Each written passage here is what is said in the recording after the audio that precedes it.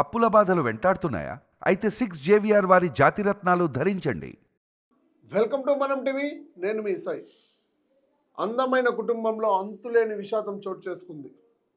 నిన్న aeroplane crash మనమందరూ చూసాం. 242 మంది ప్రాణాలు కోల్పోయారు, చిన్న పిల్లలతో సహా. అందులో ఒక కుటుంబం 5 మంది దుర్మరణం పాలయ్యారు. అసలు చిన్న చిన్న పిల్లలు, అమ్మ నాన్న పిల్లలు ఒకేసారి చనిపోయారు. వీళ్ళు ఊహించండరు ఇదే నా చివరి ఫోటో అని చెప్పి. సోషల్ మీడియాలో చాలా వైరల్ అవుతోంది ఈ ఫోటో. చూసుకోవచ్చు. Air India plane crash. Rajasthan doctor who quit job to start a fresh life in London killed along with family. This was their final photo together, a smiling selfie on board A171. చూడండి అసలు వీళ్ళెవరు, ఎక్కడికి వెళ్తున్నారు, అక్కడికి వెళ్ళి ఏం చేయబోతున్నారు. మన కొలీగ్ పవన్ ఉన్నాడు, పవన్తో మాట్లాడుతాం ఒకసారి. పవన్, ఈ ఫోటో సోషల్ మీడియాలో చాలా వైరల్ అవుతుంది. ఈ ఫోటో అంటే ఇక్కడికి వెళ్తున్నారు, ఎక్కడికి వెళ్తున్నారు, ఏంటి వీళ్ళ కథ? యాక్చువల్గా అది అహ్మదాబాద్ నుంచి లండన్ వెళ్తున్నట్టు మనం ముఖ్యంగా అంటే 242 మంది చనిపోయారు. అదేవిధంగా ఆ మెడికల్ భవనం పైన ఇది కుప్పకూలడంతో అక్కడ ఉన్న మెడికల్ 20 మంది కూడా చనిపోయారు. సో సాయి, ఇదొక డాక్టర్ ఫ్యామిలీ. ఇందాక నువ్వు చెప్పింది నిజం.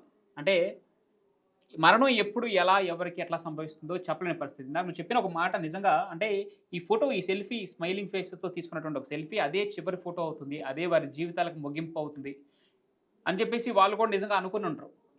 అత్యంత బాధాకరమైనటువంటి ఈ దుర్ఘటనలో ఈ ఫ్యామిలీ స్టోరీ కూడా నిజంగా అందరి హృదయాలని తాకుతుంది. చిన్న చిన్న పిల్లలు, 3 పిల్లలు.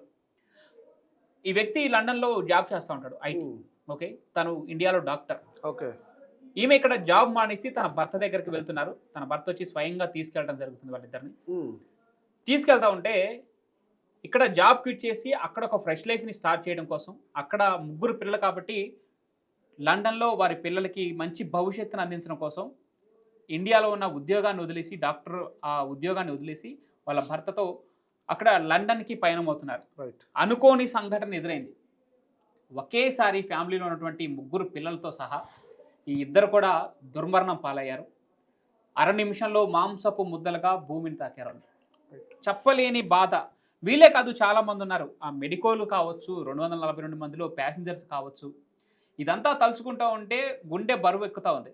ఇంకా కళ్ళు తెరవని శిశువులు, అంటే నెలల వయసు ఉన్నటువంటి శిశువులు 2 ఉన్నారు. ఈ చిన్న చిన్న పిల్లలతో పాటు ఇంకా ఆ విమానంలో ట్రావెల్ చేసే వాళ్ళని ఒక్కొక్కరిని తలుచుకుంటే నిజంగా బరువు ఎక్కుతూ ఉంది. నిజంగా ఈ ఫ్యామిలీ స్టోరీ తీసుకో ఉదాహరణకి. ఉద్యోగం ఆల్రెడీ ఉంది ఇండియాలో, ఒక మంచి లైఫే ఉంది, కానీ తన భర్త లండన్లో ఉంటున్నాడు. ఆమె ఇక్కడ మంచి డాక్టర్.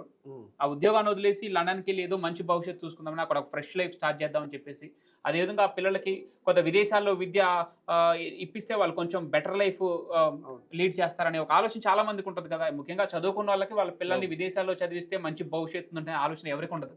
సో అలానే వాళ్ళు కూడా వాళ్ళ పిల్లల భవిష్యత్తును ప్లాన్ చేసుకొని ఒక హ్యాపీ మూమెంట్లో ఉన్నారు. వాళ్ళు చూడొచ్చు, వాళ్ళ స్మైలింగ్ ఫేసెస్ మనం చూడొచ్చు.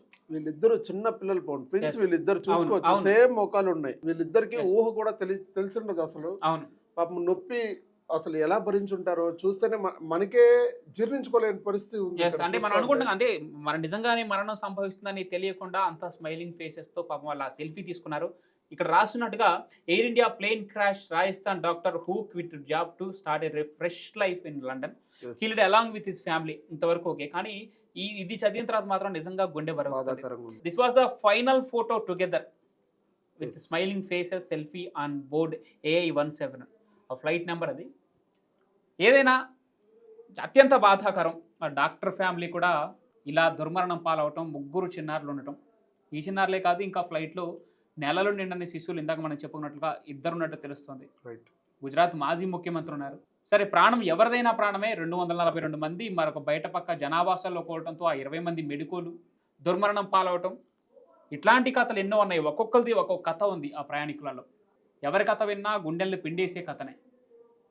అక్కకి ఫోన్ చేసి మళ్ళీ నీ మాట్లాడలేనేమో అంటే, ముందుగానే ప్రమాదాన్ని గ్రహించి కాదు, మళ్ళీ అంటే ఫ్లైట్ స్టార్ట్ అయిపోతే ఫ్లైట్ మోడ్లో పెట్టాల్సి ఉంటుంది. ఇట్లాంటి మళ్ళీ నేను ఆ ప్యాసింజర్కి సేవలు చేయాల్సి వస్తుంది.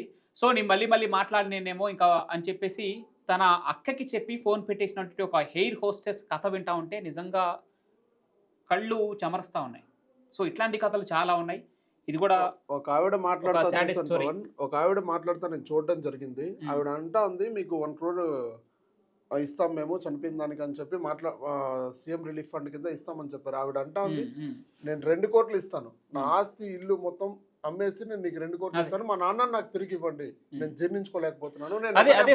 అదే ఇప్పుడు అంటే టాటా సంస్థ ఎయిర్ ఇండియా ముందుగానే దాంట్లో వైఫల్యాలు ఉన్నాయని ఎంతమంది క్వశ్చన్ చేసినా కూడా దాన్ని సరిదిద్దుకునే ప్రయత్నం చేయలేదు. దానిపైన విమర్శలు వస్తా ఉన్నాయి.